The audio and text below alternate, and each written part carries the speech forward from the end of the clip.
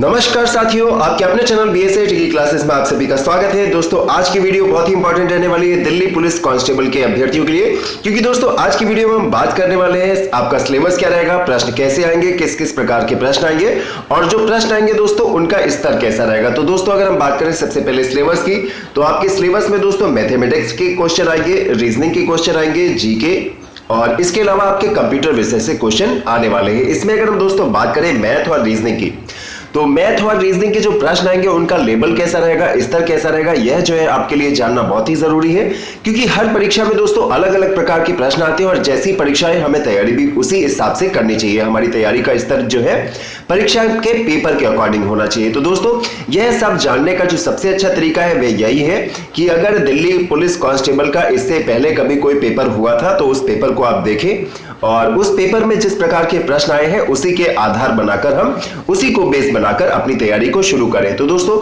आज की वीडियो में हम डिस्कस करने वाले हैं 5/12/2017 को आयोजित की गई परीक्षा में जितने प्रश्न पूछे थे हम सारे प्रश्न आपके साथ डिस्कस करेंगे, जिससे आपको पता चलेगा कि दोस्तों परीक्षा में जो प्रश्न आएंगे उनका लेवल कैसा रहेगा, किस प्रकार का स्तर रहेगा आपके प्रश्नों का, जिससे आपको तैयारी करने में मदद मिलेगी। तो चलिए दोस्तों वीडियो को शुरू करते हैं और आज की वीडियो में दोस्तों हम 5/12/2017 का दिल्ली पुलिस कांस्टेबल का जो पेपर हुआ था तो कंप्लीट पेपर को आपके साथ डिस्कस करेंगे। तो चलिए दोस्तों वीडियो को शुरू करते हैं और वीडियो पसंद आए तो इसे लाइक कीजिएगा, शेयर कीजिएगा। तो दोस्तों आज का सबसे पहला प्रश्न है, क्या दे रखा है कि जिस प्रकार दरवाजा जो है लकड़ी से संबंधित है उसी प्रकार कमीज जो है वो दिए गए विकल्पों में किससे संबंधित। जी मित्रों अगर हम बात करें तो जिस प्रकार दरवाजा जो है लकड़ी से बनता है उसी प्रकार कमीज कपड़े से बनती है। इस प्रश्न के लिए ऑप्शन नंबर डी हो जाएगा सही विकल्प। चलिए साथियों देखते हैं अगला प्रश्न, और बच्चों ध्यान दीजिएगा सारे प्रश्न जो है आपकी परीक्षा की पॉइंट ऑफ व्यू से इंपॉर्टेंट है, क्योंकि कई बार जो है एग्जाम में प्रश्न रिपीट आते हैं। चलिए दोस्तों अगला प्रश्न देखते हैं, जिस प्रकार ब्लिंक को IGPIR लिखा है उसी प्रकार पिंच को दिए गए विकल्पों में क्या लिखा जाएगा। तो दोस्तों अंग्रेजी वर्णमाला का जो क्रम होता है, जैसे A जो है पहले स्थान पर आता है, Z आता है 26वें स्थान पर। तो दोस्तों हर जो लेटर है उसका क्रम अगर आपको याद रहेगा तो आपके लिए इस प्रकार को प्रश्नों को हल करना बहुत आसान हो जाएगा, अदरवाइज यह प्रश्न जो है बहुत ज्यादा टाइम ले लेंगे। देखिए दोस्तों अगर हम बात करें प्रश्न में तो B से गए हैं I पर, कितने स्थान आगे गए हैं दोस्तों, B होता है दूसरे स्थान पर, I होता है दोस्तों जी I होता है 9वें स्थान पर, तो 7 स्थान आगे गए हैं तो +7 हो जाएगा। L से गए हैं G पर, तो यहां पर तो पीछे आए हैं, कितना पीछे है 5 स्थान पीछे आए। I से गए हैं P पर, फिर आगे गए हैं, कितना आगे गए हैं +7। उसी प्रकार N से आए हैं I पर -5 हो जाएगा और K से गए हैं दोस्तों R पर, तो फिर से +7 हो जाएगा। तो सीरीज क्या अनुक्रम फॉलो कर रही है, +7 -5 +7 -5। तो दोस्तों अगर आप PINCH में +7 -5 करेंगे तो आपका ऑप्शन नंबर ए इस प्रश्न के लिए बिल्कुल सही विकल्प हो जाएगा, WDOXO। वेरी गुड बच्चों, जिन्होंने भी बताया ऑप्शन नंबर ए सही विकल्प है। चलिए बच्चों देखते हैं अगला प्रश्न जी, जिस प्रकार 4 जो है वो 64 से संबंधित है उसी प्रकार 6 जो दिए गए विकल्पों में से किससे संबंधित होगा। जी 2017 में दोस्तों दिसंबर 2017 में यह परीक्षा आयोजित हुई थी, बिल्कुल सही। इस प्रश्न के लिए राइट ऑप्शन हो जाएगा 216। दोस्तों 4 चौक 16 चक्कू 64, यानी 4 का क्यूब हो जाएगा 64। उसी प्रकार 6 का क्यूब हो जाएगा 6 छंग 36 छंग 216। ऑप्शन नंबर सी सही विकल्प है। चलिए साथियों बढ़ते हैं अगले प्रश्न की ओर। निम्नलिखित प्रश्न में दिए गए विकल्पों में से विषम शब्द को चुनिए, कौन एक ऐसा है जो बाकी सबसे अलग है, विचार करके बताएं। जी बच्चों अगर हम बात करें तो देखिए कार है, साइकिल है, ट्रक है, यह सभी वाहन है जो दौड़ते हैं सड़कों पर। तो यहां से आपका ऑप्शन नंबर डी सड़क जो है इस प्रश्न के लिए सही विकल्प हो जाएगी, क्योंकि बाकी सबसे अलग हो जाएगी सड़क। चलिए मित्रों बढ़ते हैं अगले प्रश्न की ओर। निम्नलिखित प्रश्न में दिए गए विकल्पों में से विषम अक्षर को चुने। तो दोस्तों अंग्रेजी की वर्णमाला का जो क्रम है उस पर आधारित प्रश्न है, फटाफट विचार करके बताएं इस प्रश्न के लिए राइट ऑप्शन क्या होगा। जी अगर हम ऑप्शन नंबर ए की बात करें तो F से गए हैं K पर, तो दोस्तों कितने स्थान आगे गए हैं जी 5 स्थान आगे गए हैं। K से गए हैं Q पर, तो कितने स्थान आगे गए हैं, अब की बार गए हैं 6 स्थान आगे।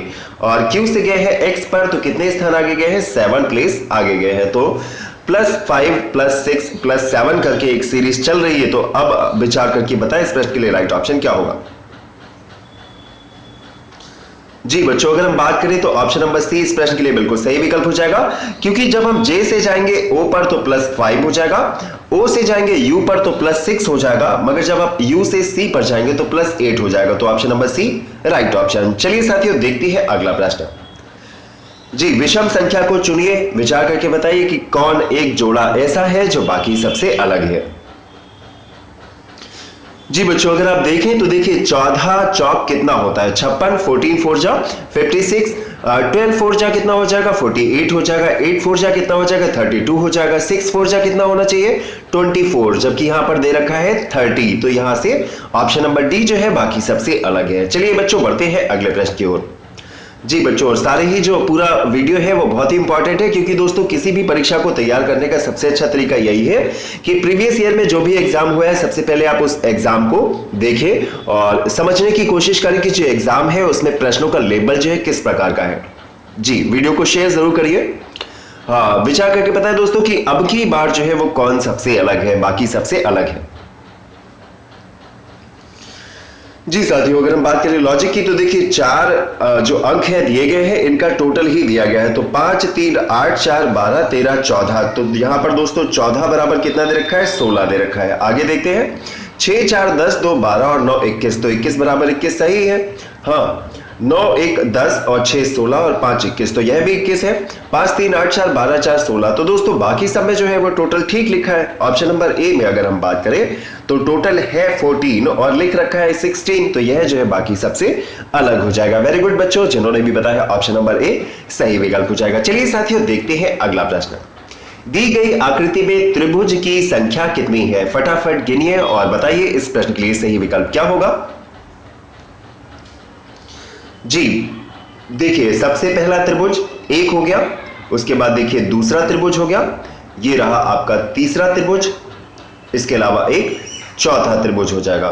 इसके अलावा दोस्तों अगर हम देखें तो एक त्रिभुज और है, कौन सा त्रिभुज है तो ये वाला त्रिभुज है, इसके अलावा और हो जाएगा। तो दिए गए आकृति में त्रिभुज की संख्या कितनी हो जाएगी 5 हो जाएगी। ऑप्शन नंबर बी इस प्रश्न के लिए जिन्होंने भी बताया बिल्कुल सही विकल्प है। चलिए साथियों बढ़ते हैं अगले प्रश्न की ओर।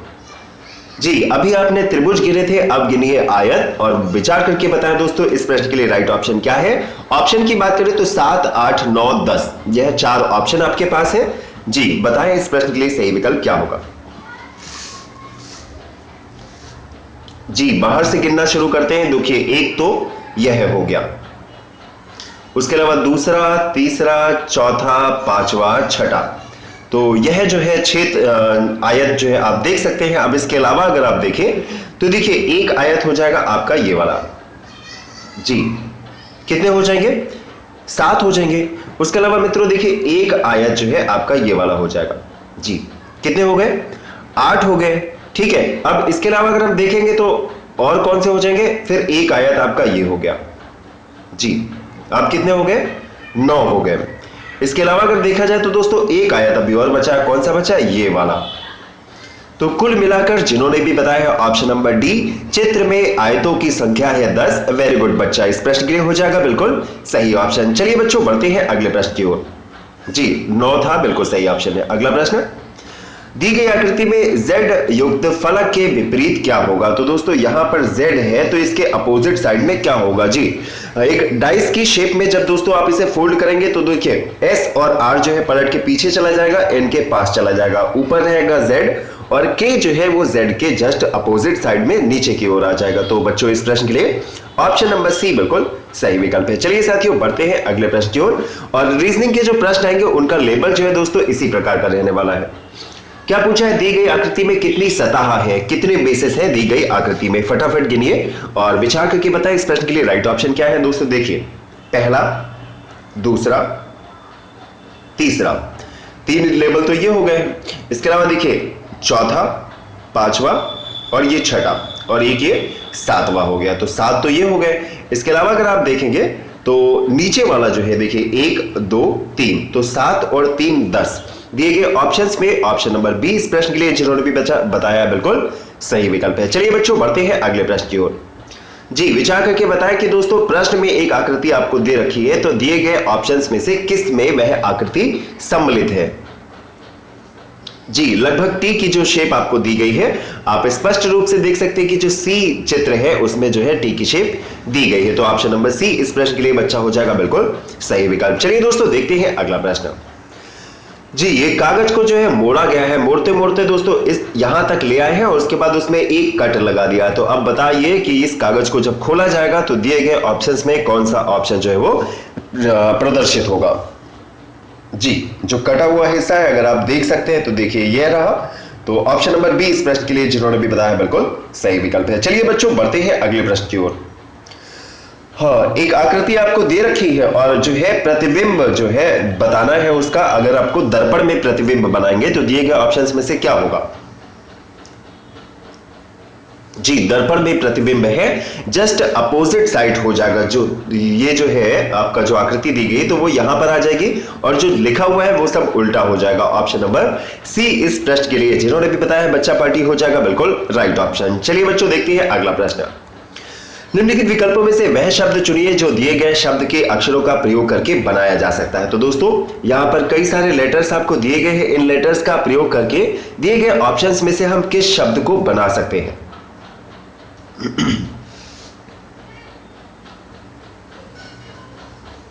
जी साथियों, अगर हम बात करें ऑप्शन नंबर बी इस प्रश्न के लिए जिन्होंने भी बताया बिल्कुल सही विकल्प हो जाएगा। देखिए टोनर है तो देखिए टी दे रखी है, ओ दे रखा है, एन दे रखा है, ई दे रखा है और आर दे रखा है। तो टोनर का हम निर्माण कर सकते हैं। ऑप्शन नंबर बी सही विकल्प है। चलिए बच्चों बढ़ते हैं अगले प्रश्न की ओर। सोना, कार्बन और धातु, विचार करके बताएं कि कौन सा वेन डायग्राम इसको ठीक से प्रेजेंट करता है।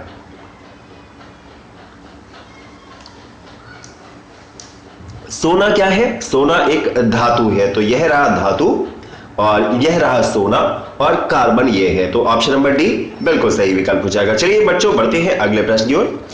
दी गई आकृति में कितने भारतीय क्रिकेटर व्यापारी नहीं है। तो दोस्तों क्या पूछा कि भारतीय क्रिकेटर होना चाहिए मगर व्यापारी नहीं होना चाहिए। इस प्रश्न के लिए राइट ऑप्शन क्या होगा।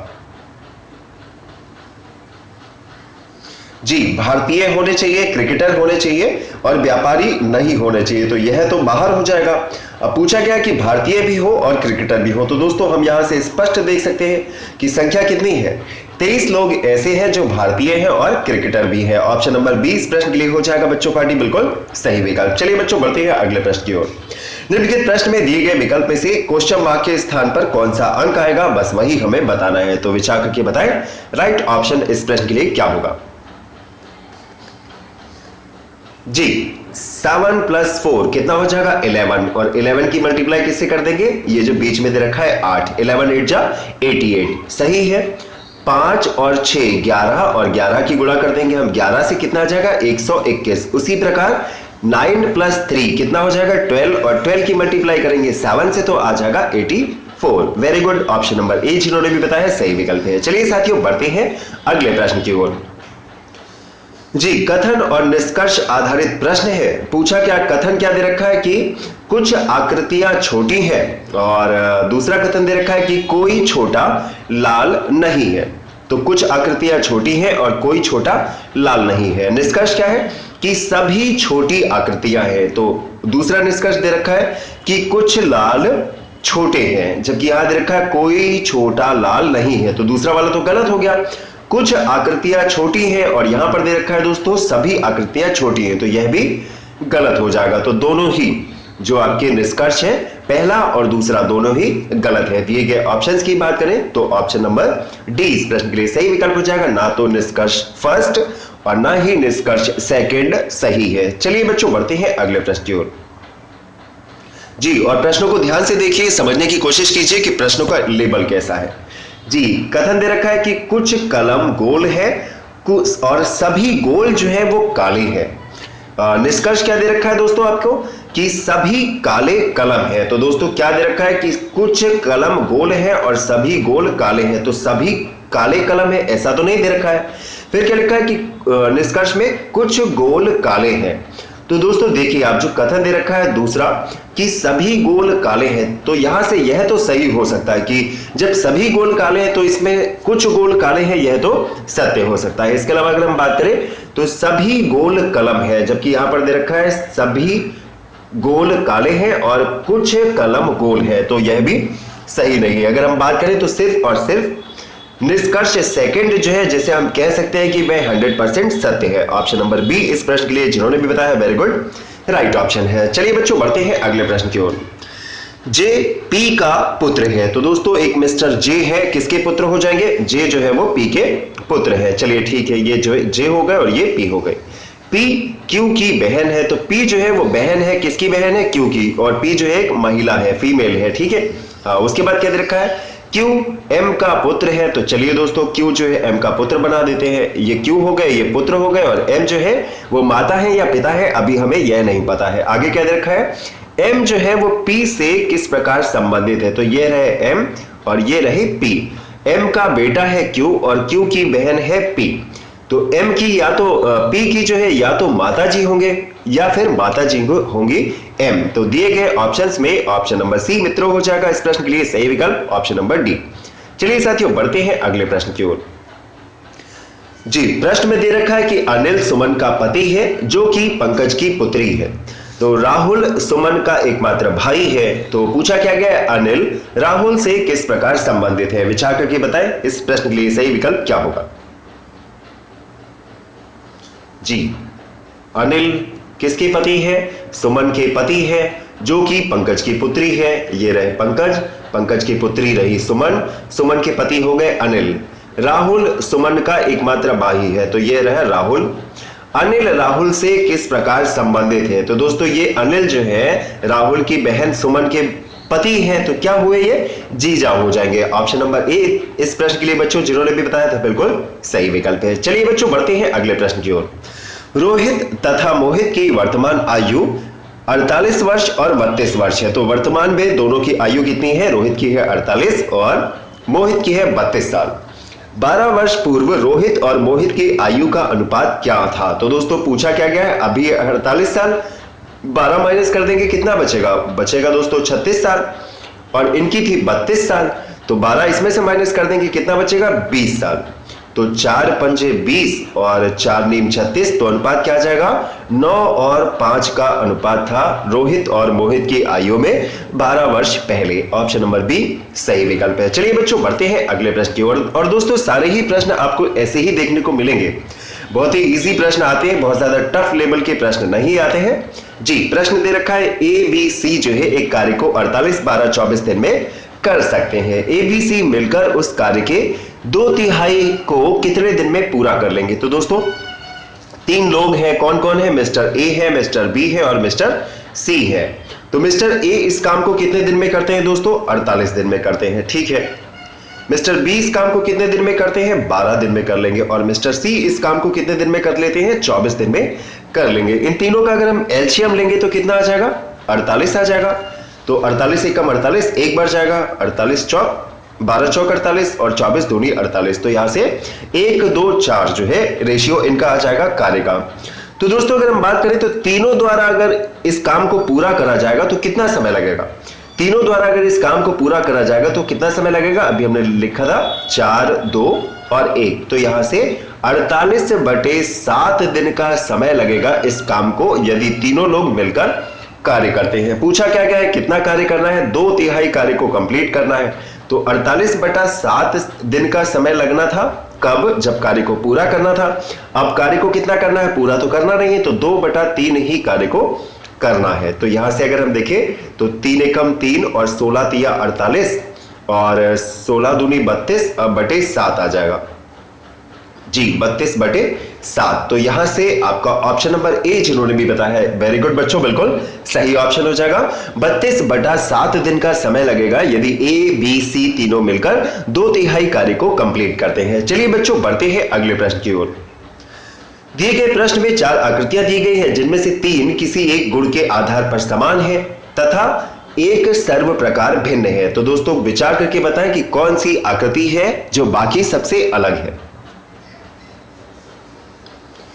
जी, हर आकृति में बॉक्स के अंदर एक एरो नुमा बना हुआ है और एरो जो है वो बॉक्स के तल के अपोजिट डायरेक्शन में है, जबकि अगर हम देखें ऑप्शन नंबर बी में तो यह जो है बॉक्स के बेस की तरफ जा रहा है। एरो का जो मार्क है वह बेस की तरफ जा रहा है, जबकि बाकी सब में जो है वो बेस के अपोजिट डायरेक्शन में जा रहा है। ऑप्शन नंबर बी सही ऑप्शन हो जाएगा इस प्रश्न के लिए। चलिए बच्चों बढ़ते हैं अगले प्रश्न की ओर।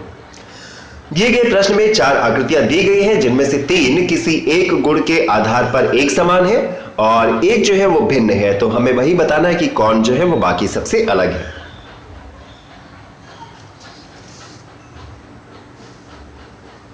जी बिल्कुल सही। इस प्रश्न के लिए जिन्होंने भी बताया ऑप्शन नंबर सी बिल्कुल सही विकल्प हो जाएगा। दोस्तों अगर आप देखिए, ये रही मुंडी और मुंडी के पीछे पूंछ लगी है, मुंडी रही और मुंडी के पीछे पूंछ लगी हुई है, मुंडी ये रही और मुंडी के पीछे पूंछ लगी हुई है, जबकि इसकी मुंडी अलग जगह जोड़े हैं और पूंछ को अलग जगह जोड़ दिए हैं। तो ऑप्शन नंबर सी इस प्रश्न के लिए जिन्होंने भी बताया, वेरी गुड बच्चा, बिल्कुल सही ऑप्शन है। चलिए बच्चों बढ़ते हैं अगले प्रश्न की ओर।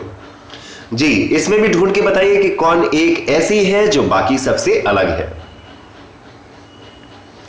जी बहुत ही आसान स्तर के प्रश्न आएंगे दोस्तों, बिल्कुल भी परेशान होने की जरूरत नहीं है। और अभी इतना समय है कि अगर आप तैयारी करेंगे तो 100% सिलेक्शन जो है वो कंफर्म हो जाएगा। अब बात करें इस प्रश्न की, तो देखिए यहाँ पर एक एरो है, यहाँ पर भी एक एरो है, यहाँ पर भी एक एरो, जबकि ऑप्शन नंबर बी में 2 स्थान पर एरो है। ऑप्शन नंबर बी बिल्कुल सही विकल्प। चलिए साथियों बढ़ते हैं अगले प्रश्न की ओर। जी क्वेश्चन मार्क दे रखा है, विचार करके बताइए कि क्वेश्चन मार्क के स्थान पर दिए गए ऑप्शंस में कौन सा नंबर आएगा।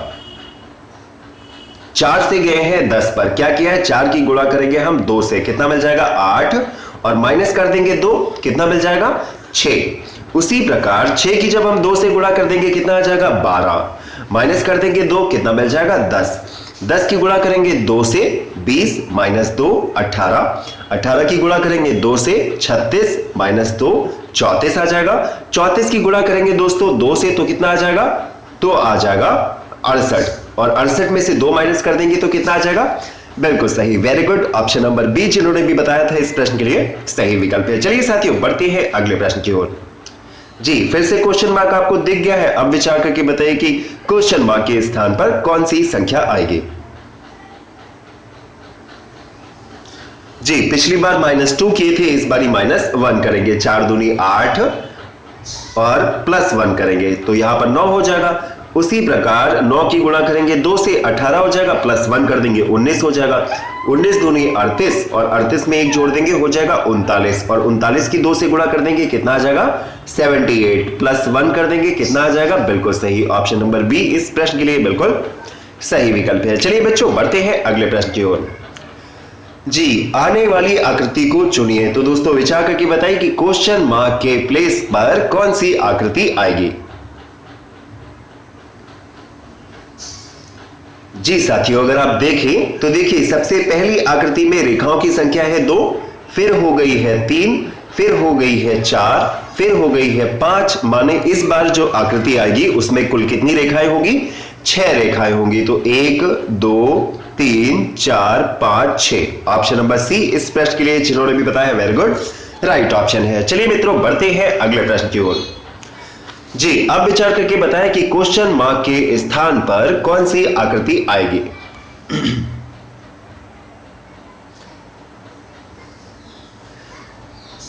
जी बच्चों आप देख सकते हैं जो एरो का निशान है वो घड़ी की डायरेक्शन में बढ़ता जा रहा है, तो एक एक प्लेस आगे बढ़ता जा रहा है। तो अब ये यहां पे आ गया, तो अगली बार कहां पे आना चाहिए, यहां पर आना चाहिए। तो दिए गए ऑप्शंस में ऑप्शन नंबर डी इस प्रश्न के लिए बिल्कुल सही विकल्प है। चलिए साथियों बढ़ते हैं अगले प्रश्न की ओर। जी क्वेश्चन मार्क के स्थान पर क्या आएगा, विचार करके बताएं।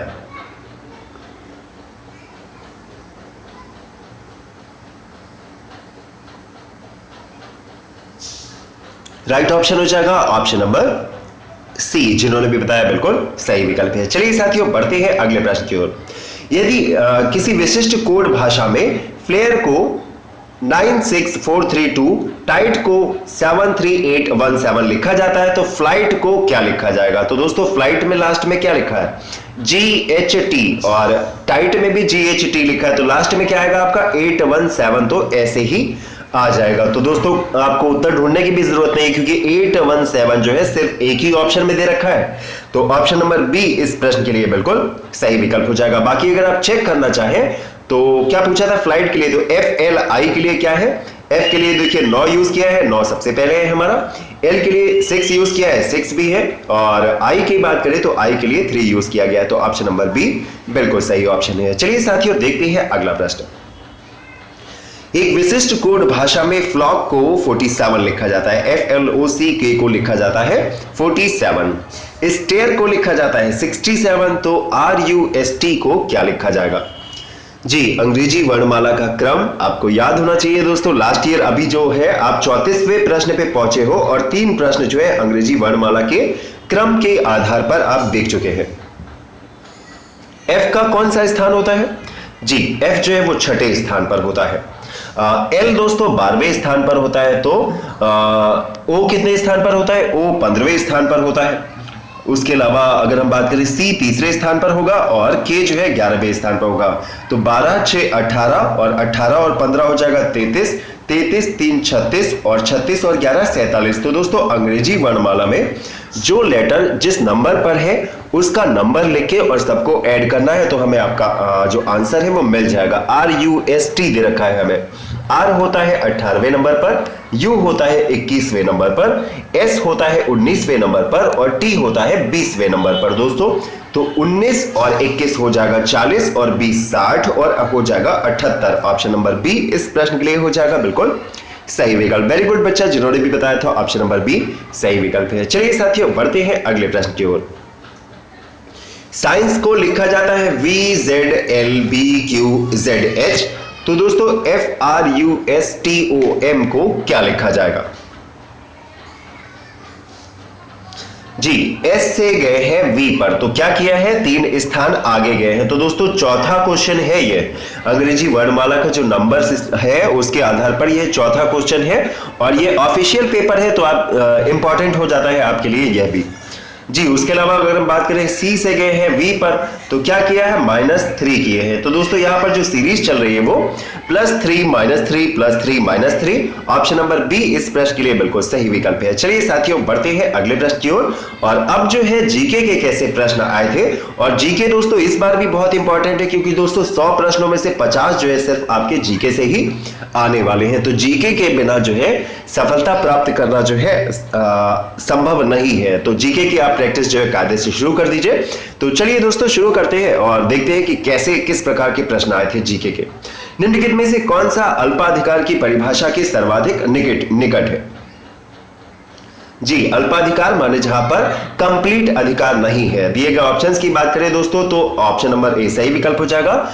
अल्पाधिकार माने दोस्तों अर्थव्यवस्था का ऐसा क्षेत्र है जहां पर नियंत्रण जो है वो एक व्यक्ति या फिर एक कंपनी के पास ना होकर गिने चुने काउंटेबल लोगों के पास होता है। जैसे अगर आप देखेंगे तो सिगरेट बनाने वाली कंपनियां कितनी हैं, आप उसे गिन सकते हैं। जैसे काउंटेबल कंपनियां हैं, 5-7 कंपनियां हैं और बस वही घुमा फिरा के सारी सिगरेटें बनाती हैं। या फिर अगर हम कोल्ड ड्रिंक इंडस्ट्री की बात करें दोस्तों, जैसे पेप्सी है या कोका कोला है, तो नाम मात्र की ही कंपनियां हैं। चलिए साथियों बढ़ते हैं अगले प्रश्न की ओर।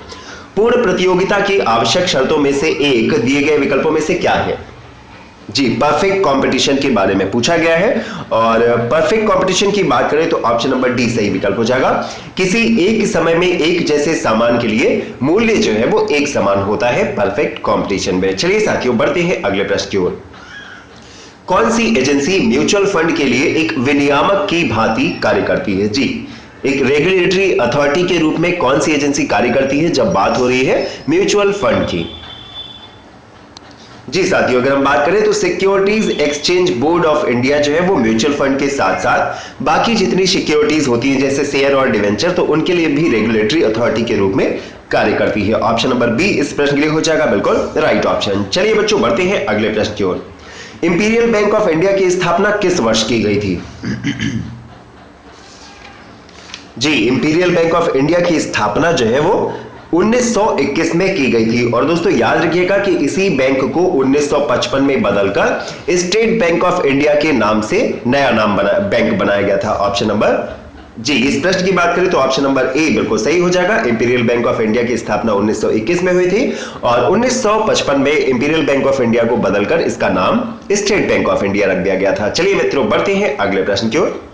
निम्नलिखित में से कौन सा व्यवस्थापिका का कार्य नहीं है? विचार करके बताएं इस प्रश्न के लिए सही विकल्प क्या होगा।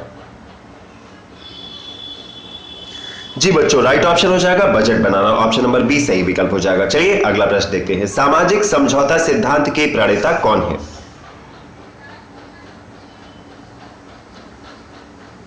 जी, राइट ऑप्शन हो जाएगा ऑप्शन नंबर डी। सभी विकल्प सही है, क्योंकि इस प्रश्न की बात करें दोस्तों तो सामाजिक समझौता सिद्धांत की जो तर्कपूर्ण व्याख्या है सबसे पहले रिचर्ड हुकर नामक वैज्ञानिक ने की थी, और इस सिद्धांत का वैज्ञानिक एवं विधिवत रूप से प्रतिपादन जो है वो थॉमस हॉब्स और लॉक और रूसो के द्वारा किया गया था। तो यह तीनों ही इसमें शामिल हो जाएंगे, सभी विकल्प सही है। चलिए अगला प्रश्न देखते हैं। किस संवैधानिक संशोधन द्वारा दिल्ली में विधानसभा की स्थापना की गई थी? जी, दिल्ली से संबंधित प्रश्न, और जाहिर सी बात है दिल्ली में एग्जाम होगा तो दिल्ली से रिलेटेड जीके जो है आपको जरूर तैयार करके जानी है। राइट ऑप्शन हो जाएगा ऑप्शन नंबर बी। 69th संशोधन 69th अमेंडमेंट में ऐसा किया गया था। चलिए दोस्तों देखते हैं अगला प्रश्न। आर्टिकल 368 किसको वर्णित करता है? जी, अनुच्छेद 368 जो है वो किसका वर्णन करता है? जी बच्चों, भारतीय संविधान के अनुच्छेद 368 के भाग 20 में संविधान संशोधन की संसद जो शक्ति है संसद को प्रशस्त की गई। तो ऑप्शन नंबर डी इस प्रश्न के लिए बिल्कुल सही विकल्प हो जाएगा। चलिए साथियों देखते हैं अगला प्रश्न। कौन सा हड़प्पाई स्थल हरियाणा में स्थित है? तो दोस्तों सिर्फ दिल्ली ही नहीं, दिल्ली के आसपास के राज्यों की भी जानकारी रखनी जरूरी है। बात करें इस प्रश्न की तो option number B right option हो जाएगा, राखी गढ़ी। चलिए साथियों देखते हैं अगला प्रश्न। दिल्ली के हौज खास क्षेत्र में चोर मीनार किसके द्वारा बनवाई गई थी? क्या आप जानते हैं दोस्तों? इस प्रश्न के लिए सही विकल्प क्या है? जी, 13वीं शताब्दी में दिल्ली के हौज खास क्षेत्र में स्थित चोर मीनार अलाउद्दीन खिलजी द्वारा बनवाई गई थी। ऑप्शन नंबर ए इस प्रश्न के लिए हो जाएगा राइट ऑप्शन। चलिए दोस्तों देखते हैं अगला प्रश्न। सर्वप्रथम किस भारतीय राष्ट्रीय आंदोलन में वंदे मातरम लोगों का लोकप्रिय गीत बना था? जी साथियों, अगर हम बात करें तो सबसे पहले स्वदेशी आंदोलन जिसका नेतृत्व महात्मा गांधी के द्वारा किया गया था, इसी आंदोलन में वंदे मातरम जो है लोगों का लोकप्रिय गीत बना था। ऑप्शन नंबर डी इस प्रश्न के लिए बिल्कुल सही विकल्प है। चलिए साथियों बढ़ते हैं अगले प्रश्न की ओर। निम्नलिखित में से कौन सा एक स्थान दिल्ली सल्तनत की अल्पकालीन राजधानी थी?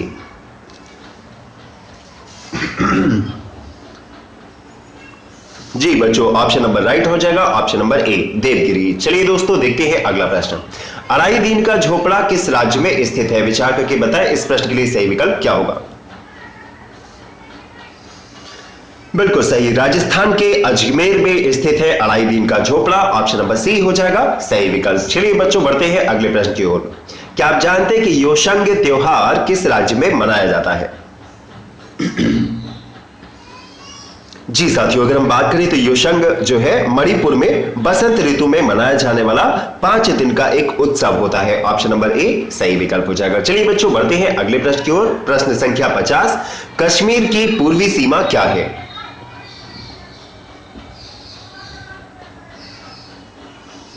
जी बच्चों, बात करें इस प्रश्न की तो कश्मीर की पूर्वी सीमा लद्दाख क्षेत्र है, जो कि उत्तर में कराकोरम पर्वत और दक्षिण में हिमाचल पर्वत से बीच स्थित है। ऑप्शन नंबर डी सही विकल्प है। चलिए साथियों देखते हैं अगला प्रश्न। जलपाईगुड़ी किस नदी के किनारे पर स्थित है? जी, पश्चिम बंगाल का एक जिला है जलपाईगुड़ी, और किस नदी के किनारे पर स्थित है? बिल्कुल सही है, तीस्ता नदी के किनारे पर स्थित है जलपाईगुड़ी। चलिए मित्रों देखते हैं अगला प्रश्न। कौन सा भौतिक लक्षण सिंधु और गंगा नदी की घाटियों के बीच जल विभाजक की भांति कार्य करता है? तो दोस्तों उत्तर सोचिए और तब तक वीडियो को एक बारी शेयर कर दीजिए, क्योंकि प्रीवियस पेपर है तो दोस्तों बच्चों के लिए बहुत इंपॉर्टेंट है, ज्यादा से ज्यादा लोगों तक पहुंचाना आपका काम है। और इस प्रश्न के लिए राइट ऑप्शन हो जाएगा हमारा ऑप्शन नंबर ए, जिन्होंने भी बताया है अरावली रिज इस प्रश्न के लिए सही विकल्प है। चलिए बच्चों बढ़ते हैं अगले प्रश्न की ओर। भारत का एकमात्र सक्रिय ज्वालामुखी बैरन आइलैंड कहां पर स्थित है? जी बच्चों, अगर बात करें इस प्रश्न की तो भारत का एकमात्र सक्रिय ज्वालामुखी बैरन आइलैंड जो है वो अंडमान द्वीप समूह में स्थित है। ऑप्शन नंबर ए इस प्रश्न के लिए हो जाएगा सही ऑप्शन। चलिए साथियों देखते हैं अगला प्रश्न। वर्तमान में विश्व के कपास निर्यातक देशों में भारत का स्थान क्या है? जी, 2017 में यह पूछा गया था, और 2017 में अगर हम बात करें दोस्तों तो चीन के बाद जो है दूसरा स्थान भारत का था। ऑप्शन नंबर बी इस प्रश्न के लिए जिन्होंने भी बताया बिल्कुल सही विकल्प है। चलिए बच्चों बढ़ते हैं अगले प्रश्न की ओर। भारत का कौन सा क्षेत्र अपनी वर्षा का अधिकांश भाग उत्तर पूर्वी मानसून से प्राप्त करता है? बिल्कुल सही हो जाएगा ऑप्शन नंबर डी, कोरोमंडल और रॉयल सीमा भारत के वे क्षेत्र हैं जो उत्तर पूर्वी मानसून से अपनी वर्षा का अधिकांश भाग प्राप्त करते हैं। अगला प्रश्न देखते हैं। जब एक गतिशील पिंड की गति 2 गुनी कर दी जाती है, तो दोस्तों एक पिंड जो गतिशील है और उसकी स्पीड को बढ़ाकर 2 गुना कर दिया गया है, तो उसकी गतिज ऊर्जा में क्या परिवर्तन होगा? जी दोस्तों, काइनेटिक एनर्जी का फार्मूला क्या होता है? Half M V square. और दोस्तों यहां पर क्या दे रखा है कि उसकी गतिज ऊर्जा में क्या परिवर्तन होगा जब उसकी गति को जो है दुगना कर देंगे। तो यहां पर गति के स्थान पर क्या हो जाएगा?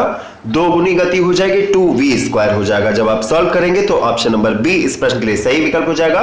उसकी गति 4 गुनी हो जाएगी जब हम उसकी गति को 2 गुना कर देंगे, उसकी जो काइनेटिक एनर्जी है वह 4 गुना हो जाएगी। Very good, option number B इस प्रश्न के लिए सही विकल्प है। जिन्होंने भी बताया राइट ऑप्शन है। अगला प्रश्न देखते हैं। निम्नलिखित में से किसकी विशिष्ट ऊष्माधारिता सबसे अधिक है?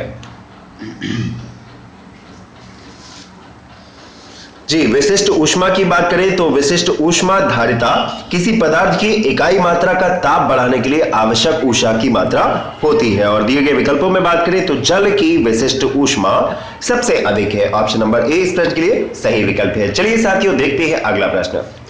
तापमान को किसी विशिष्ट डिग्री में व्यवस्थित करने के लिए प्रयुक्त होने वाला उपकरण क्या कहलाता है?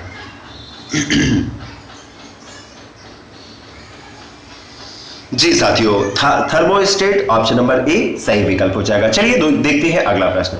मनुष्य के नाखून किसके बने होते हैं? जी, एक प्रकार की प्रोटीन के बने होते हैं, नाम पूछा गया है। जी बिल्कुल सही, केराटिन ऑप्शन नंबर डी एक फाइबर नुमा आकृति का प्रोटीन है जो हमारे नाखून, बाल और पंजे इत्यादि के निर्माण का प्रमुख घटक होता है। ऑप्शन नंबर डी सही विकल्प है। चलिए साथियों देखते हैं अगला प्रश्न। कौन सी धमनी मानव शरीर में ऑक्सीजन युक्त रक्त का परिवहन नहीं करती? तो विचार करके बताइए बच्चों, इस प्रश्न के लिए सही विकल्प क्या होगा? जी, राइट ऑप्शन हो जाएगा option number D, pulmonary artery इस प्रश्न के लिए सही विकल्प है। अगला प्रश्न देखते हैं। हरे पालक में प्रचुर मात्रा में क्या पाया जाता है? जी, विटामिन ए, बी, सी क्या पाया जाता है हरे पालक में? राइट ऑप्शन हो जाएगा option number D, vitamin A, B, C तीनों ही पाए जाते हैं हरे पालक में। चलिए साथियों देखते हैं अगला प्रश्न। कौन से हाइड्रोकार्बन एलपीजी के मुख्य घटक है? राइट ऑप्शन हो जाएगा ऑप्शन नंबर बी, प्रोपेन और ब्यूटेन एलपीजी के मुख्य घटक होते हैं। चलिए साथियों बढ़ते हैं अगले प्रश्न की ओर। निम्नलिखित में से कौन गैलेना के नाम से भी जाना जाता है?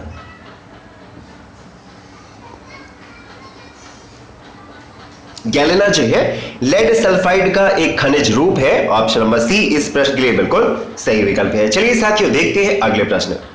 निम्नलिखित में से कौन सी एक मैंग्रोव वनस्पति है? तो दोस्तों विचार करके बताएं और आप समझने की कोशिश कीजिए तो प्रश्न किस प्रकार के आ रहे हैं। देखिए, सामान्य विज्ञान से कई सारे प्रश्न पूछे गए हैं, तो सामान्य विज्ञान की तैयारी जो है आपको कायदे से करनी है। इस प्रश्न के लिए बिल्कुल सही हो जाएगा आपका Rhizophora, option number C right option है। चलिए दोस्तों बढ़ते हैं अगले प्रश्न की ओर।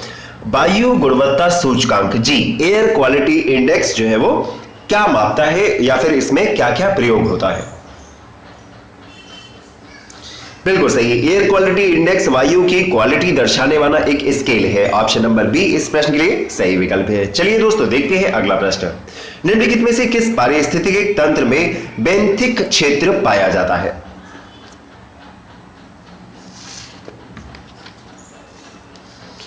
बेंथिक क्षेत्र की बात करें तो एक ऐसा पारिस्थितिक क्षेत्र होता है जो जल स्रोत जैसे महासागर, समुद्र इत्यादि के निम्न स्तर पर होता है। तो दिए गए ऑप्शंस में आपका option number C right option है। चलिए मित्रों देखते हैं अगला प्रश्न। बाल दिवस 2017 के मौके पर किस राज्य ने बच्चों के लिए मुख्यमंत्री शाला सुरक्षा योजना शुरू की थी? तो दोस्तों 2017 की परीक्षा थी, तो उसी समय से संबंधित जो है करंट अफेयर पूछी गई थी। बात करें इस प्रश्न की तो दोस्तों option number A right option हो जाएगा, छत्तीसगढ़। चलिए साथियों देखते हैं अगला प्रश्न। भारत सरकार की संपदा योजना किससे संबंधित है? जी दोस्तों, अगर हम बात करें तो अगस्त 2017 में शुरू की गई थी यह संपदा योजना। दिसंबर में आपकी परीक्षा हुई थी और जो जीके पूछी गई है अगस्त की, जो करंट अफेयर है अगस्त की, तो मान के चलिए दोस्तों आपकी जो जून से लेकर दिसंबर नवंबर तक की जीके रहेगी वह आपकी परीक्षा की तैयारी से इंपॉर्टेंट रहेगी। इस प्रश्न की बात करें तो option number B right option हो जाएगा, खाद्य प्रसंस्करण। चलिए साथियों देखते हैं अगला प्रश्न। जी 2017 में भारतीय नौसेना की सेवा में शामिल निम्नलिखित में से कौन सी एक भारत निर्मित परमाणु पनडुब्बी है? राइट ऑप्शन हो जाएगा अरिदमन, ऑप्शन नंबर बी सही विकल्प है। अगला प्रश्न देखते हैं, डिजी लॉकर के बारे में क्या सत्य नहीं है? विचार करके बताएं दोस्तों, डिजी लॉकर के बारे में दिए गए विकल्पों में से क्या सही नहीं है?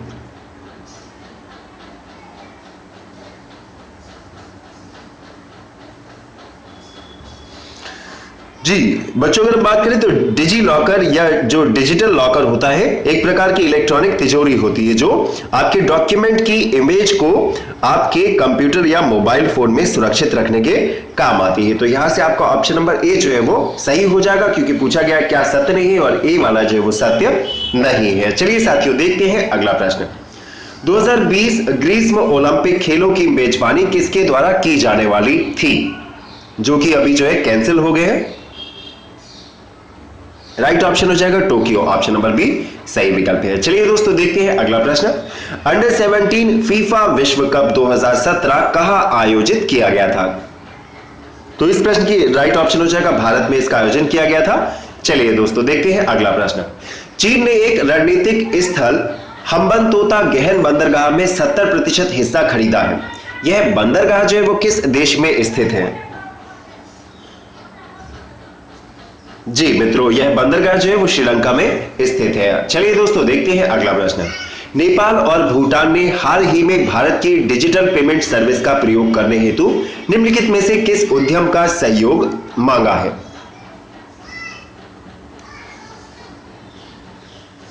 जी NPCI, ऑप्शन नंबर सी इस प्रश्न के लिए सही विकल्प है। चलिए साथियों देखते हैं अगला प्रश्न। 47वें भारतीय अंतरराष्ट्रीय फिल्म महोत्सव में गोल्डन पीकॉक अवार्ड किस फिल्म को मिला था? तो दोस्तों पुरस्कार और अवार्ड जो है वो बहुत ही इंपॉर्टेंट है किसी भी परीक्षा के लिए। इस प्रश्न की बात करें तो option number B right option हो जाएगा डॉटर। चलिए मित्रों देखते हैं अगला प्रश्न। निम्नलिखित में से कौन समुद्र में असाधारण वीरता के लिए IMO अवार्ड से सम्मानित होने वाली विश्व की प्रथम महिला बनी है? जी मित्रों, अगर हम बात करें तो समुद्र में असाधारण वीरता के लिए IMO अवार्ड से सम्मानित होने वाली प्रथम महिला का नाम क्या था? Radhika Menon, option number D इस प्रश्न के लिए बिल्कुल सही विकल्प हो जाएगा। और दोस्तों अगर हम बात करें तो इन्हें जो है वर्ष 2016 में सम्मानित किया गया था, जबकि आपका पेपर है यह है 2017 का। तो जो बड़े पुरस्कार या फिर बड़ी इवेंट है या फिर कोई बड़ी घटना है तो वह एक वर्ष से पुरानी होगी तभी भी पूछे जाने की संभावना है, क्योंकि यह 2016 में इस पुरस्कार को प्राप्त किए थे और दिसंबर 2017 में आपकी परीक्षा हुई थी। तो सिर्फ 4-6 महीने से नहीं, जो बड़ी घटनाएं हैं वह पीछे की भी पूछी जा सकती हैं। चलिए दोस्तों देखते हैं अगला प्रश्न। भारत सरकार का GEM पोर्टल किससे संबंधित है? जी सार्वजनिक खरीद से संबंधित है GEM पोर्टल। चलिए दोस्तों अगला प्रश्न। भारत सरकार द्वारा हाल ही में बनाए गए मुद्रा बैंक का मुख्य कार्य क्या है? जी मणि बैंक का जो मेन काम है वह क्या है? बिल्कुल सही, सूक्ष्म उद्योगों को ऋण व वित्त उपलब्ध कराना, option number D right option है। चलिए साथियों देखते हैं अगला प्रश्न। भारत और बांग्लादेश के बीच किस नदी के जल के बंटवारे पर विवाद है?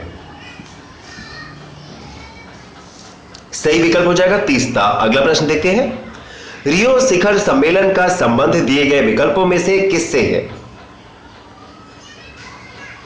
जी साथियों, रियो शिखर सम्मेलन का संबंध जैव विविधता से है, ऑप्शन नंबर डी इस प्रश्न के लिए सही विकल्प है। चलिए साथियों देखते हैं अगला प्रश्न। नदियों में जल प्रदूषण के स्तर को किसके द्वारा मापा जाता है? क्या आप जानते हैं इस प्रश्न के लिए सही विकल्प क्या होगा? जी साथियों, नदियों में जल प्रदूषण के स्तर को मापने के लिए जल में ऑक्सीजन की विघटित मात्रा का प्रयोग किया जाता है, ऑप्शन नंबर डी सही विकल्प हो जाएगा इस प्रश्न के लिए। चलिए साथियों देखते हैं अगला प्रश्न। हग हेफनर का 91 वर्ष की अवस्था में सितंबर 2017 में निधन हो गया था। तो पूछा गया है हग हेफनर किसके संस्थापक थे? जी, प्ले बॉय पत्रिका, ऑप्शन नंबर सी सही विकल्प है। अगला प्रश्न, भारत का राष्ट्रपति बनने से पहले श्रीमान रामनाथ कोविंद जी जो है वो किस राज्य के राज्यपाल थे? जी साथियों, राइट ऑप्शन हो जाएगा बिहार, ऑप्शन नंबर बी सही विकल्प है। अगला प्रश्न देखते हैं, निम्न में से कौन सा शहर खुले में शौच से मुक्त होने वाला भारत का पहला शहर है? तो दोस्तों ध्यान दीजिए कि 2017 की परीक्षा थी ये, तो उसमें किस प्रकार के प्रश्न पूछे गए थे उसी प्रकार से आपको भी तैयारी करनी है। और इस प्रश्न की बात करें तो option number C right option हो जाएगा मैसूर। अगला प्रश्न देखते हैं, निम्नलिखित में से कौन सा राज्य टाइगर कॉरिडोर में एक नहर पर पर्यावरण के अनुकूल पुल का विकास करेगा? जी, राइट ऑप्शन हो जाएगा तेलंगाना, ऑप्शन नंबर ए इस प्रश्न के लिए सही विकल्प है। चलिए साथियों देखते हैं अब गणित के कुछ प्रश्न, 15 प्रश्न जो है गणित के पूछे गए थे। जी, विचार करके बताएं कि अंडर रूट 0.0625 का मान क्या होगा? जी साथियों, अगर हम बात करें तो इस प्रश्न को हम ऐसे भी लिख सकते हैं 625 इंटू दशमलव है 1 2 3 4 के बाद, तो 10 की पावर माइनस 4, और 625 जो है 25 का स्क्वायर होता है तो 25 बाहर आ जाएगा, और 10 की पावर माइनस 4 को जब हम रूट से बाहर लेके आएंगे तो क्या आ जाएगा, 10 की पावर माइनस 2 आ जाएगा। तो दोस्तों इसे हम कैसे लिख सकते हैं, तो 2 के बाद दशमलव लगा देंगे, 0.25 इस प्रश्न के लिए ऑप्शन नंबर सी इस प्रश्न के लिए राइट ऑप्शन हो जाएगा। तो दोस्तों आप देख सकते हैं कि गणित के भी बहुत ही बेसिक क्वेश्चन आएंगे, बहुत ही बेसिक प्रकार के क्वेश्चन पूछे जाएंगे। जी, 1 2 3 4 5 6 7 और यह सीरीज चलती है 20 तक डिवाइडेड बाय 7, मान पूछा गया है, विचार करके बताएं। फार्मूला क्या लगेगा दोस्तों, तो n+1/2 वाला फार्मूला यहां पे लगा देंगे। तो n की वैल्यू कितने हैं जी, नंबर ऑफ टर्म्स कितने हैं 20, अंदर क्या जाता है n+1, तो 20 प्लस 1 21 हो जाएगा, और डिवाइडेड बाय कितना हो जाएगा दोस्तों 2 से, तो यहां से 2 से जब हम 20 को काटेंगे कितना आ जाएगा 10, और 10 की गुणा हम किससे कर देंगे जी, 10 की गुणा कर देंगे ऊपर हम 21 से, तो दोस्तों ऊपर आ जाएगा कितना 210, और यहां पर नीचे जो था 7 है, तो 210 को आप 7 से भाग करिए, कितनी बार जाएगा 3 बार, तो 7 या 21 और 0 का 0 आ जाएगा। तो ऑप्शन नंबर ए 30 जो है इस प्रश्न के लिए हो जाएगा सही विकल्प। जिन्होंने भी बताया option number A right option. चलिए साथियों देखते हैं अगला प्रश्न, निम्नलिखित में से कौन सा भिन्न जो है वो 2/3 से बड़ा है? तो 2/3 का मान निकालेंगे कितना आ जाएगा 0.66 आ जाएगा 2/3 का मान। 1/2 का मान निकालेंगे कितना आ जाएगा दोस्तों 0.5 आ जाएगा। हाँ, 3/7 का अगर हम मान निकालेंगे तो कितना आ जाएगा 7 या 21, 7 चौक 28, तो 0.4, और 2 बचेगा तो 7 दूनी 14, तो यहाँ पे आ जाएगा 0.42। 4/7 का निकालेंगे तो 7 को भाग करेंगे तो दोस्तों आ जाएगा 7 पंजे 35, 5 बचेगा 50 हो जाएगा, तो यहां आ जाएगा 0.57। 6/7, तो 6/7 है तो कितना आ जाएगा 0.8 आ जाएगा, 8 के बाद 5 आ जाएगा, तो दोस्तों 0.66 से बड़ा कौन सा है, तो 6/7 ऑप्शन नंबर डी इस प्रश्न के लिए सही विकल्प हो जाएगा। 6/7 जो है वो 2/3 से बड़ा है। चलिए साथियों देखते हैं अगला प्रश्न, और साथियों आप देख ही सकते होंगे कि प्रश्नों का जो स्तर है वो बहुत ज्यादा टफ नहीं है। यदि आप कंटिन्यू तैयारी करते रहेंगे तो ऐसा कुछ भी नहीं है जो असंभव हो आपके लिए। 100 में से आप 95 स्कोर कर सकते हैं।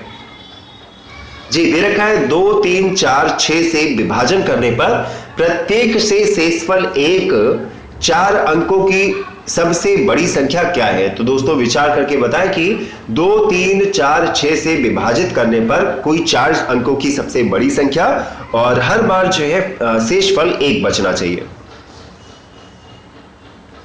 जी, आप एलसीएम निकालेंगे तो एलसीएम कितना आ जाएगा 2 3 4 और 6 का एलसीएम आ जाएगा 12, और संख्या कितनी होनी चाहिए, तो दोस्तों 4 अंकों की होनी चाहिए, छोटी सी छोटी संख्या होनी चाहिए। तो 4 अंकों की जो सबसे छोटी संख्या है वह क्या होगी 1000 होगी। 1000 को हम 12 से भाग कर देते हैं, कितना आ जाएगा दोस्तों 12 8 96 आ जाएगा, 96 माइनस कर देंगे तो 100 में से 96 जाएगा, कितना बचेगा 4, यहाँ कितना हो जाएगा 40, कितनी बार जाएगा 12 तिया 36, जी 36, तो 40 में से 36 माइनस हो जाएगा, शेषफल कितना बचेगा 4 बचेगा। तो दोस्तों अब हमें क्या है कि 2 4 3 6 से विभाजित होने वाली संख्या क्या हो जाएगी 1000, और प्लस कितना कर देंगे दोस्तों, तो प्लस कर देंगे हम 12, तो कितना हो जाएगा 1012 हो जाएगा और माइनस कर देंगे दोस्तों 4, तो यहां से आपका 1008 जो है बिल्कुल सही विकल्प हो जाएगा और उसमें +1 भी करना पड़ेगा क्योंकि दोस्तों शेषफल भी एक रहना चाहिए ना।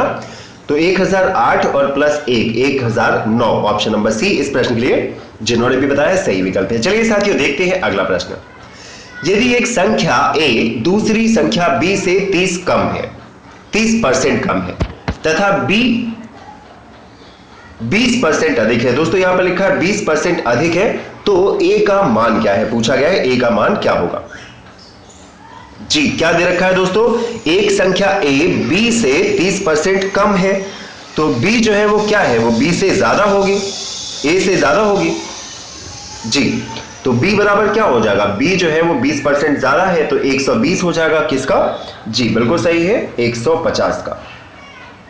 और यहां किससे भाग करेंगे, भाग कर देंगे 100 से, तो 1 0 से 0 0 0 और 12 की गुणा कर देंगे 15 से, तो कितना आ जाएगा 180 आ जाएगा। जी यहां पर आपका आ जाएगा 180। जी दोस्तों यहां पर 150 दे रखा है तो 180 आ जाएगा और a जो है वो क्या है 180 का 30% कम है, तो a कितना लिया है 180 आ जाएगा, गुणा कर देंगे 30 कम है तो 70 आ जाएगा, नीचे आ जाएगा 100, 1 0 2 0 1 0 2 0, 18 की 7 से गुणा कर देंगे कितना आ जाएगा 126। ऑप्शन नंबर डी इस प्रश्न के लिए सही विकल्प है। चलिए साथियों देखते हैं अगला प्रश्न। यदि a बराबर है 5/4, b बराबर है 2/10 सी के, तो ए बी सी का अनुपात क्या होगा। दोस्तों रेशियो दे रखा है a बराबर है 5/4 b, तो दोस्तों a और b का जब आप रेशियो लिखोगे तो क्या आ जाएगा, a और b का रेशियो कितना आ जाएगा 5 और 4 का, और b और c का निकलेंगे तो कितना आ जाएगा दोस्तों 2 और 10 का। तो दोस्तों हम इसे इस प्रकार भी लिख सकते हैं a/b/c बराबर a/b/c, और पहले दे रखा है हमें a और b का औसत कितना है दोस्तों, अनुपात कितना है 5 और 4 का। फिर दे रखा है 2 और 10 का अनुपात है b और c के मध्य में, तो दोस्तों 2 और 10 हम लिख देते हैं b और c के मध्य में। अब हम इसे सॉल्व करेंगे दोस्तों, तो 5 और यहां पर है 2, तो कितना आ जाएगा, जी बिल्कुल सही आ जाएगा 5 दूना 10, 4 दूना 8 और 10 चौक 40। जी 10 8 40, तो दिए गए ऑप्शंस में ऑप्शन नंबर डी इस प्रश्न के लिए बिल्कुल सही हो जाएगा। Option number D 5:4:20। चलिए साथियों अगले प्रश्न देखते हैं। 11 खिलाड़ी तथा उनके प्रशिक्षक की औसत आयु जो है वो 33 वर्ष है। तो दोस्तों 11 खिलाड़ी और उनका जो कोच है, तीनों का औसत आयु कितने वर्ष है, 33 वर्ष है। तो दोस्तों 12 लोग हैं। जी हम सवाल करना पहले ही शुरू कर देते हैं फिर आगे बढ़ते हैं। 12 लोग हैं और 12 लोगों की औसत आयु जो है वो 33 वर्ष है, ठीक है। फिर क्या दे रखा है, 5 खिलाड़ियों की औसत आयु जो है वो 29 वर्ष है। तो चलिए दोस्तों 5 खिलाड़ी की जो 29 आयु एवरेज आयु है वो 29 वर्ष है, तो 5 गुणा 29 हो जाएगा, तथा शेष 6 खिलाड़ियों की औसत आयु जो है वो कितनी है, वह 30 वर्ष है। तो जी पूछा क्या गया, प्रशिक्षक की आयु वर्षों में क्या होगी। तो दोस्तों हम क्या करेंगे, पहले तो 12 के 12 का निकाल लेंगे एवरेज, फिर 5 और 6 11 का माइनस कर देंगे इसमें, तो हमें पता चल जाएगा। जैसे 12 गुणा 33 करेंगे कितना आ जाएगा, 12 गुणा 33 करेंगे आ जाएगा 396, 396। क्या माइनस करना है, तो 5 गुणा 29, 5 गुणा 29 करेंगे तो आ जाएगा 145, प्लस क्या करना है 6 गुणा 30, तो 6 गुणा 30 हो जाएगा 180, तो 180 और 145 दोनों को मिला देंगे तो कितना आ जाएगा 180, 280, 325। तो 396 में से हमें माइनस करना है 325। जी 396 में से माइनस करना है 325, तो 6 में से 5 गया बचेगा 1 और 9 में से 2 जाएंगे तो बचेगा 7। दिए गए ऑप्शंस पे ऑप्शन नंबर ए इस प्रश्न के लिए सही विकल्प है, ऑप्शन नंबर ए। चलिए साथियों देखते हैं अगला प्रश्न। 8,000 रुपए पर 2.5% प्रतिवर्ष की दर से 2 वर्ष के चक्रवृद्धि ब्याज और साधारण ब्याज में क्या अंतर होगा। जी 8,000 रुपए है और ब्याज की जो परसेंटेज है वो कितनी है, जी 2.5% है। तो दोस्तों इसे हम पहले 100 से भाग कर लेते हैं, तो 2 से भाग करेंगे 2 0 कट जाएगा, कितना बचेगा 80। तो 1% कितना है 80 है, 2% कितना हो जाएगा 160 हो जाएगा, और आधा % और जोड़ देंगे उसमें हम 40, तो कितना हो जाएगा 200 रुपए हो जाएगा 1 वर्ष का साधारण ब्याज। पूछा क्या गया है, एक वर्ष के साधारण ब्याज के हिसाब से और 2 वर्ष का अगर हम चक्रवृद्धि ब्याज देखते हैं तो उसमें अंतर क्या होगा। तो दोस्तों इस ब्याज पर भी ब्याज मिलेगा, तो 200 रुपए पर 2.5% जो ब्याज होगा वो कितना हो जाएगा, 5% हो जाएगा। तो पहले वर्ष का ब्याज होगा 200 रुपए और दूसरे वर्ष का ब्याज हो जाएगा 200 प्लस 5। ऑप्शन नंबर डी इस प्रश्न के लिए हो जाएगा बिल्कुल सही विकल्प, जिन्होंने भी बताया option number D right option. चलिए बच्चों देखते हैं अगला प्रश्न। 40 कुर्सियां 10,000 रुपए में खरीदी गई। तो दोस्तों आप देख सकते हैं कि गणित के प्रश्न कैसे आएंगे, पेपर का लेवल कैसा है, सारे लोग कर ही सकते हैं आसानी से, तो ऐसी कोई समस्या वाली बात नहीं है जी। 40 कुर्सियां जो है वो 10,000 रुपए में खरीदी गई है, तो 60% लाभ कमाने के लिए 10,000 रुपए में कितनी कुर्सियां बेची जानी चाहिए। तो दोस्तों क्या दे रखा है कि 40 कुर्सियां खरीदी गई है 10,000 रुपए में, तो एक कुर्सी की कीमत कितनी है, 10,000 को हम भाग कर देंगे 40 से, तो एक जीरो से एक जीरो कट जाएगा। तो 4 को जब आप 1000 को जब आप 4 से डिवाइड करोगे कितना आ जाएगा दोस्तों, 250 रुपए। तो एक कुर्सी की कीमत कितनी हो गई हमारे लिए, 250 रुपए। पूछा क्या गया, 60% लाभ कमाने के लिए 10,000 रुपए में कितनी कुर्सियां बेची जाए। तो दोस्तों एक कुर्सी कितने में बेची जाएगी, खरीदी कितने में, 250 में। प्रॉफिट कितना चाहिए, 60%, तो 160 से हम गुणा कर देंगे और भाग कर देंगे 100 से। 2 जीरो से काटेंगे तो 1 जीरो ये कट जाएगा, 1 जीरो ये कट जाएगा। 25 की गुणा करेंगे 16 से, तो 25 धाम हो जाएगा 250 और 25 छक हो जाएगा 150, 250 और 150 जोड़ेंगे तो कितना आ जाएगा, 400 रुपए आ जाएगा। तो एक कुर्सी दोस्तों कितने में बिकेगी, 400 रुपए में। पूछा क्या गया कि 10,000 रुपए की कुर्सियां बेचनी, तो 10,000 को फिर से हम भाग कर देंगे 400 से, तो यहां से 2 जीरो से 2 जीरो कट जाएंगे। 100 को जब आप जी 1000 को दोस्तों जब आप भाग करेंगे 4 से तो कितना आ जाएगा, 25 आ जाएगा। तो बिल्कुल सही 25 आ जाएगा। इस प्रश्न के लिए आपका ऑप्शन नंबर ए बिल्कुल सही हो जाएगा। 25 कुर्सियां जो है वो बेचनी पड़ेंगी उसे 400 रुपए एक कुर्सी के हिसाब से, तो उसे 10,000 रुपए मिल जाएंगे और 60% का प्रॉफिट भी हो जाएगा। Option number A right option. चलिए साथियों बढ़ते हैं अगले प्रश्न की ओर। पीयूष अपनी वस्तु के मूल्य को उसके क्रय मूल्य से 30% अधिक अंकित करता है। तो दोस्तों कोई वस्तु खरीदता है, उसकी कीमत में 30% जोड़ देता है। फिर क्या लिखा है कि यदि 20% की छूट देने के पश्चात वह वस्तु को 780 रुपए में बेचता है, तो वस्तु का क्रय मूल्य क्या होगा। जी अब फटाफट सॉल्व करके बताएं इस प्रश्न के लिए राइट ऑप्शन क्या होगा।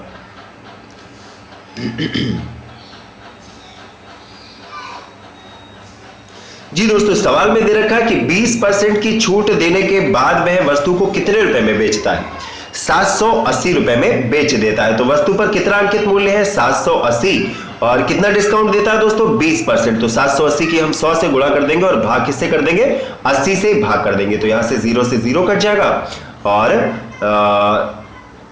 78 की जी 780 की जब आप 10 से गुणा कर देंगे तो कितना आ जाएगा, 7800 आ जाएगा, 7800, और उसे हम किससे भाग कर देंगे, 8 से भाग कर देंगे। तो दोस्तों 8 से जब आप काटेंगे तो कितना आ जाएगा, जी अभी इसे इतना ही छोड़ देते हैं।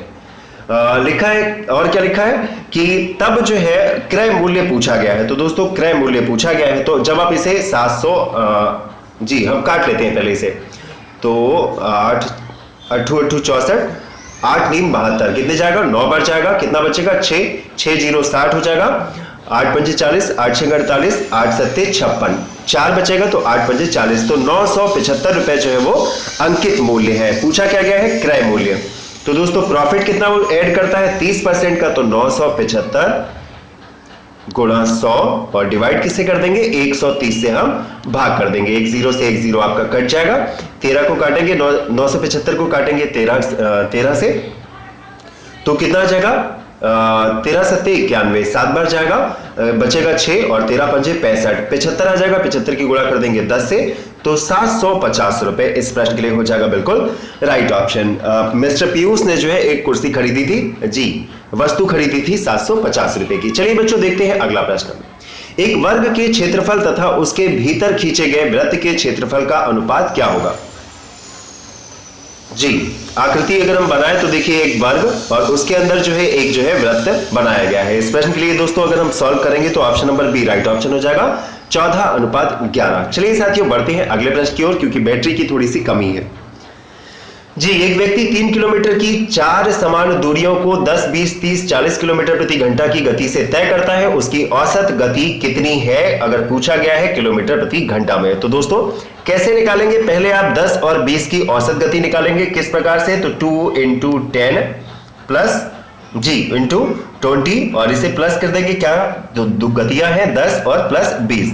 तो दोस्तों पहले आप 10 और 20 का निकालेंगे, फिर आपको 20 और 30 का निकालना पड़ेगा। तो ऑप्शन जो है आपका ऑप्शन नंबर बी आ जाएगा, 19.2 औसत गति आ जाएगी इस प्रश्न की। चलिए दोस्तों अगला प्रश्न। पी ने एक व्यापार 80,000 के साथ आरंभ किया, कुछ महीने पश्चात क्यू 60,000 के साथ उससे जुड़ गया। वर्ष के अंत में लाभ को 2:1 के अनुपात में बांटा गया है, तो क्यू व्यापार में कितने महीने के पश्चात शामिल हुआ है। जी राइट ऑप्शन हो जाएगा दोस्तों इस प्रश्न के लिए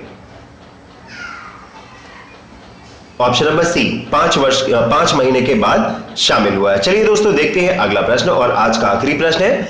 एफ और एम मिलकर एक काम को 8 दिन में करते हैं, एफ अकेला उसी कार्य को 12 दिन में करता है। तो पूछा गया है कि एम अगर अकेले उस कार्य को करेगा तो कितने दिन में करेगा। तो दोस्तों जब आप इस प्रश्न को सॉल्व करेंगे तो राइट ऑप्शन आ जाएगा आपका ऑप्शन नंबर सी, 24 दिन। तो दोस्तों आज की वीडियो में इतना ही। ये आशा करता हूं कि आपको समझ में आया होगा कि किस प्रकार के प्रश्न आपकी परीक्षा में आने वाले हैं और प्रश्नों का स्तर जो है वो कितना रहेगा, किस प्रकार के प्रश्न जीके से आएंगे, यह सब आपको आज की वीडियो से जानकारी मिली होगी। तो आज की दोस्तों वीडियो में बस इतना ही रखते हैं। यदि आपको वीडियो पसंद आई तो वीडियो को लाइक और शेयर जरूर कर दीजिएगा।